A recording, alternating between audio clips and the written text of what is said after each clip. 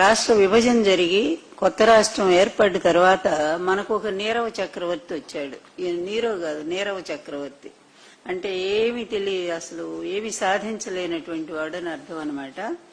ఈయన వచ్చి ఏం చేశాడంటే 10th షెడ్యూల్లో ఉండే మన నిధులన్నీ కూడా, అంటే అన్నిటికి సంబంధించి ఎడ్యుకేషన్ గాని మరొకటి గాని, ఆంధ్రప్రదేశ్ ప్రభుత్వానికి తెలంగాణ ప్రభుత్వం నుంచి రావాల్సినటువంటి నిధుల గురించి, అటు 10th షెడ్యూల్లో కేంద్ర ప్రభుత్వం మనకి ఇవ్వమని చెప్పినా కూడా ఈ ఓటుకు నోటు కేసులో దొరికిపోయి అర్ధరాత్రి అడ్డంగా దొరికిపోయినటువంటి ఈయన పారిపోయి వచ్చాడు.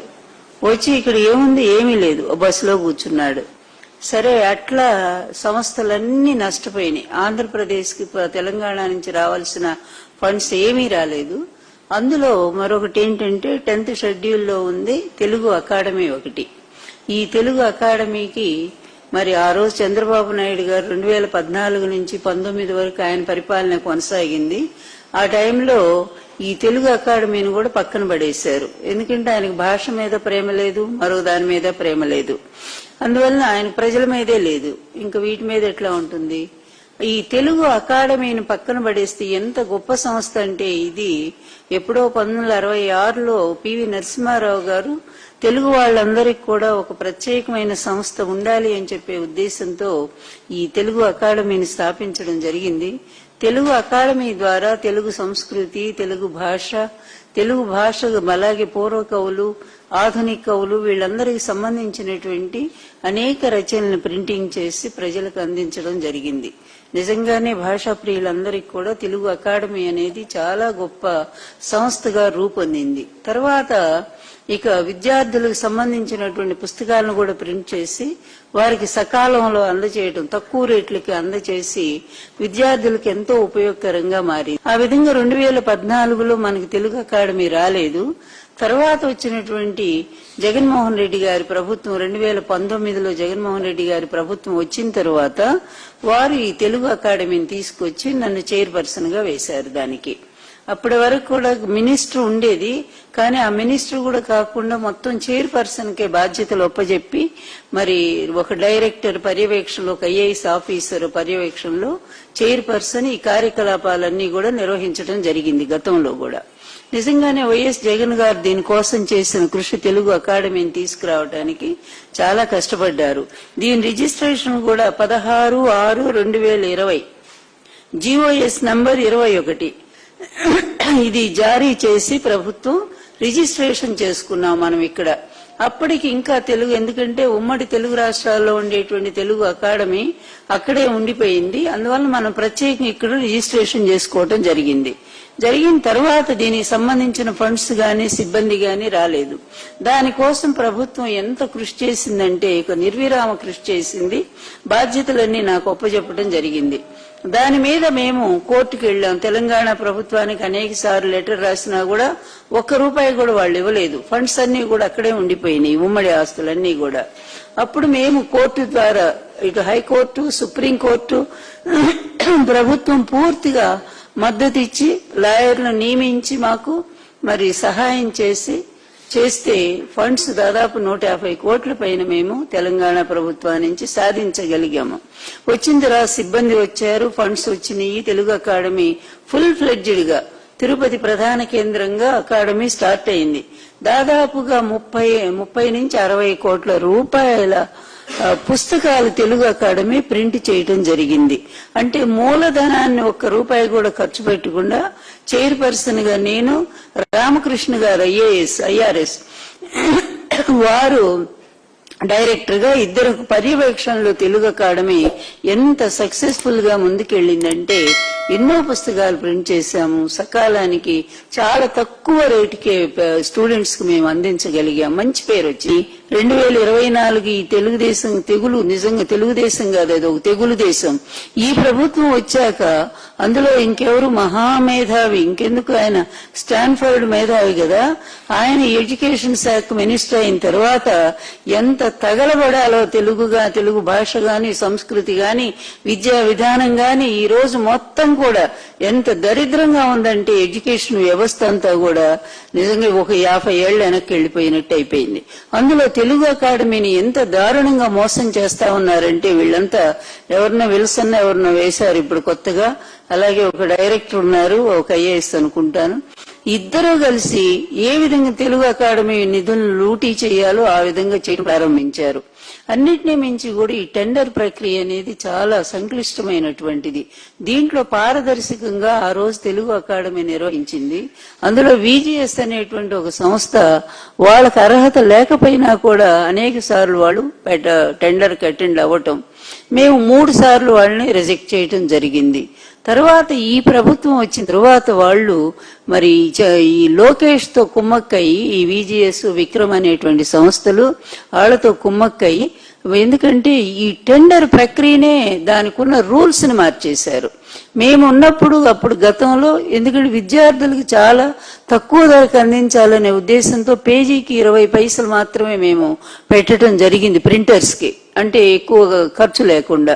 అందువల్ల విద్యార్థికి తక్కువ ధరకు అందించడానికి వీలైంది. ఎప్పుడైతే ఈ ప్రభుత్వం వచ్చిన తర్వాత ఇంటర్మీడియట్ సెకండ్ ఇయర్ అనుకుంటే సిలబస్ మార్చారు. సిలబస్ మారినటువంటి పుస్తకాలను వీళ్ళు ఈ విజిఎస్ విక్రమ్ అనేటువంటి వాళ్ళు లోకేష్ తో మాట్లాడుకొని వాళ్ళు ఇష్టం వచ్చినట్టుగా వాళ్ళు ఈ టెండర్ లో పాల్గొని తీసుకున్నారు. అంతకు ముందే లాస్ట్ ఇయర్ వీళ్ళ మీద ఏదో ఒక నేరారోపణ వచ్చింది. వచ్చినప్పుడు వీళ్ళని అసలు టెండర్ లో రానికుండా చెయ్యాలి కదా ప్రభుత్వం, కాకుండా టెండర్ లో ఉండే రూల్స్ ను కూడా మార్చి వీళ్ళకి అప్పచెప్పడం జరిగింది. అంటే దాన్ని బట్టే అర్థమవుతోంది కదా, అంటే ఎంతగా ఈ ఎడ్యుకేషనల్ మినిస్టర్ లోకేష్ ఎంతగా చేయగలిపాడో వీళ్ళతో అని. ఇంకా వీళ్ళు ఏం చేశారు, ఈ పీడిఎఫ్ అంటే సిలబస్ అనేది పీడిఎఫ్ లో ఉంటుంది, ఈ తెలుగు అకాడమీకి సంబంధించినటువంటిది.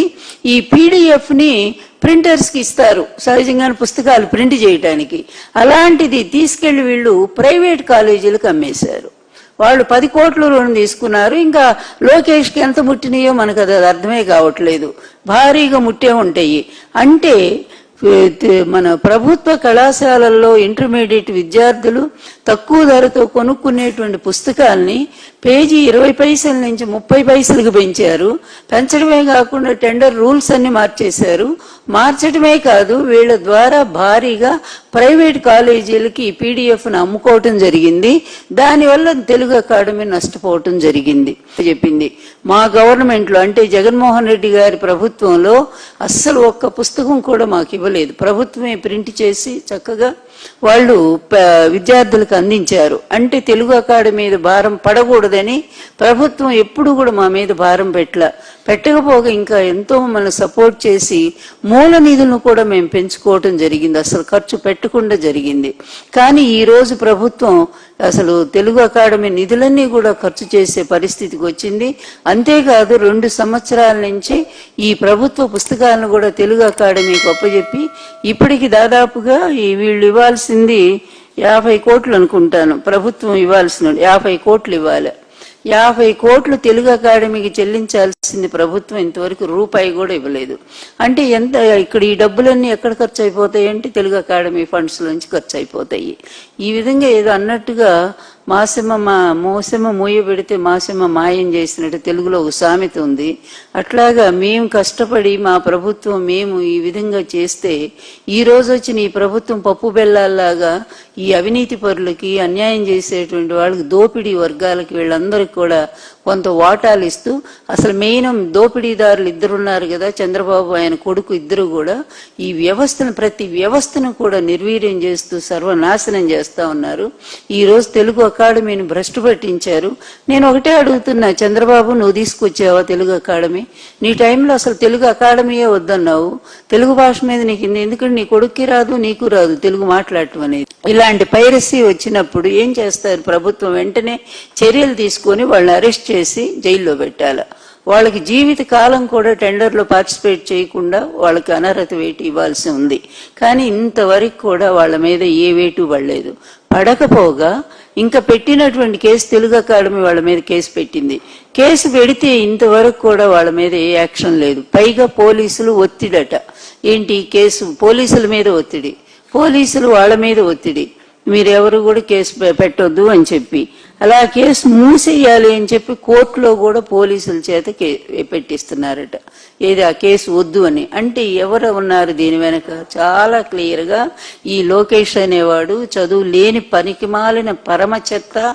అసలు అతనికి ఏ జ్ఞానం కూడా లేనటువంటి సొంట. నిజం చెప్పాలంటే అక్షర జ్ఞానం లేనటువంటి ఒక వెధవ ఎడ్యుకేషన్కి వస్తే ఎంత దరిద్రంగా తయారైపోతుంది. ఈరోజు చూస్తున్నాం నాడు నేడు స్కూల్స్ పరిస్థితి. కొన్ని చోట్ల పూర్తి కావాల్సిన ఎంత కూడా అట్లా వాటిని మూలబడేశారు. కాలేజీ కొన్ని ఎకరాలు జగన్మోహన్ రెడ్డి గారు స్థలం ఇస్తే ఇంతవరకు దాన్ని బాగు చేసేటువంటి పరిస్థితి ఉంది. కనీసం లేకుండా పాపం బాత్రూమ్ లేకుండా ఆడపిల్లలు అల్లాడిపోతా ఉన్నారు. ఇంత దరిద్ర వ్యవస్థ రాష్ట్రంలో ఎట్లా నడుస్తా ఉందంటే ఎడ్యుకేషన్ అంతా మూలబడిపోయింది. మరొక 50 సంవత్సరాలు వెనకపోయింది వీళ్ళ వల్ల చెప్పాలి. నాకు తెలిసి ఇక వీళ్ళు అయ్యేసరికి, వీళ్ళ ప్రభుత్వం అయ్యేసరికి అకాడమీ లేకుండా పోతుంది అనేటువంటి ఒక ఆందోళన కూడా నాకు ఉంది. Please like, share and subscribe.